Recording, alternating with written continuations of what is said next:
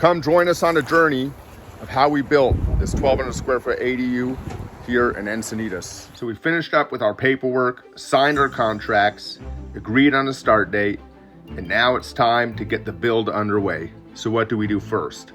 Well, the first step before starting construction is to meet with the BMP city inspector and to go over their requirements prior to starting construction. So we met with Mike with the city of Encinitas and we went over what needed to be done. That included silt fencing along the perimeter of the property and setting up sandbags and everything to keep the stormwater at bay. The property line is well outside that fence.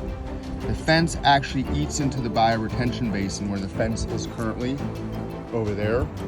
So unless we adjust this angle to come off at a lesser angle or straight, just a complete right angle, we're gonna need to remove fence from the neighbors and have that conversation.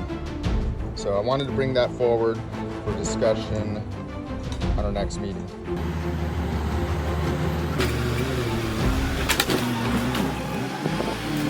So what we got next is site prep, and that involves the demolition of this old structure, the demolition of a concrete driveway, removal of several palm trees, and then also digging out old palm roots that were left on the job site.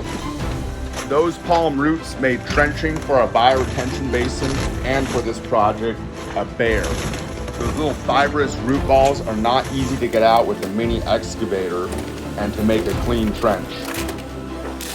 We located several pins and stakes that were set up by the surveyor previously, and we established where the property lines were to be. So we found your boundary marker right here. Over here, this is actually your property line right there where this string is. It does taper in towards the end, but we'll leave it up for a week or two. It looks like when they built this fence, they didn't put it in the right spot on this side, but it does go to zero over there. So now that we established our boundary markers, we started the process of digging the trenches. We used a laser to check our elevations. Then we set up 4 stakes at each corner and then a crossboard which represented our finished floor height. And then we ran string across each of those sections to determine the depth of our footings, but also to determine how much soil that we needed to bring over. The southwest corner was about 1.5 feet lower than the northeast corner. But the northeast corner was also too high, so we were able to take some of that soil and transfer it over. However, the soil was terrible due to all the roots, so we ended up actually exporting a lot of that soil out of there and bringing in new D&G. We removed the fence on the west side of the property line as it was encroaching into the bioretention basin and into the property line of the ADU that we were building. Next, we set up a meeting with SDG&E, and we sent them all the initial information to get the process started. I just wanted to go over the Fleetwood door. I know I sent you some of the specs before we order that. The main one being the way it opens. So right now, this side where my finger is the side that would open, and this would be fixed. So you'd open it here, you could walk out there. Let me know what side you prefer. Everything will be black, the handle, the door. If you're good with all that, then I'll go ahead and order. So usually I keep the threshold about 9/16 high so that a typical wood floor can die into it. However, vinyl floor is a little lower, but you could do a little transition strip up. Let me know your thoughts on that, as when we form out here, as we're doing right now, we'll want to form that in there and pouring the concrete. Okay, thank you very much. Now that's a big pile of DG.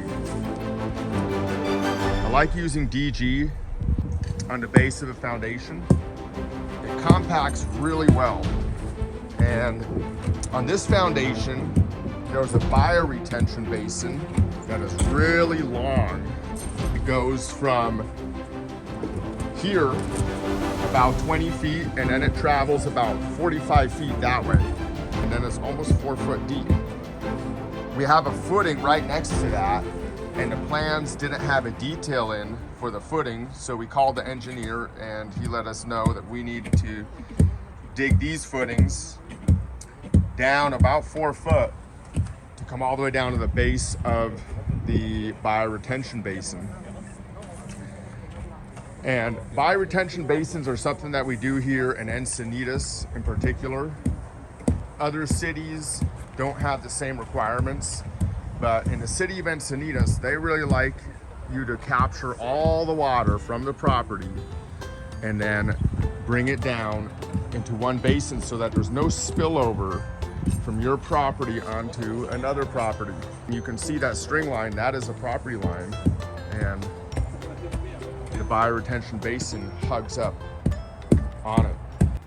There's challenges with underground plumbing. One of them is fall. So we are a bit lower here on our elevation than we are at the street. Even though we found the drop at the street to be about 4 foot, 4.5 foot down, we actually only have 2 foot of fall. And that is because the elevation that I'm standing on right here is 2 foot lower than the street. So if you follow me this way, what we need, the amount of fall that we need, and we're gonna do a 4-inch pipe going all the way to the street up to a clean out here. What we've done here is we calculate our fall from the furthest most point in the ADU. So right now our furthest point is this loop, which will be the island loop for the sink. Right now we have this riser on, but we'll remove this riser and this will be the vent loop for the sink. And then here's our vent, and that'll vent out the wall. And so far we're doing okay, but we're really we're very, very tight on fall. And what our guys are gonna do, Ricky and Matt, is we're gonna start double checking all the fall, and we will ensure that we've got good fall everywhere, and then we'll start layering D&G to cover about 2/3 of the pipe, and only the top part will show. And then that way everything is embedded, and when the inspector comes to look at it, he can check the fall and make sure that we're all good with our underground plumbing. Now here in the house we have we decided to run 3-inch pipe in here. We had sufficient fall here to do that. And this is just an ADU, so we don't have a lot of plumbing in here, but there are 2 bathrooms. There is a kitchen sink, and then there's a laundry room. That's the majority of the plumbing. And then we'll do our test tee right out here, and then put in our test tee plug, and then fill that with water.